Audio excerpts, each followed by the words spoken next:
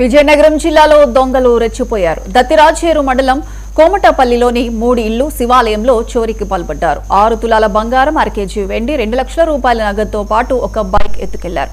ఈ చోరీలకు గ్రామస్తులు భయాందోళనకు గురయ్యారు. బాధితుల ఫిర్యాదు మేరకు కేసు నమోదు చేసుకున్న పోలీసులు క్లూస్ టీం సహాయంతో దర్యాప్తు చేపట్టారు.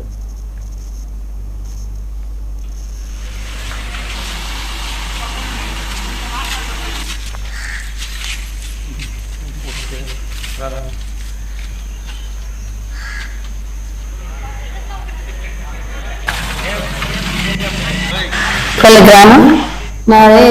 నా పేరు శ్రీలక్ష్మి, అది విజయనగరం జిల్లా. మేము డాబా మీద పడుకోవడానికని వెళ్ళాము.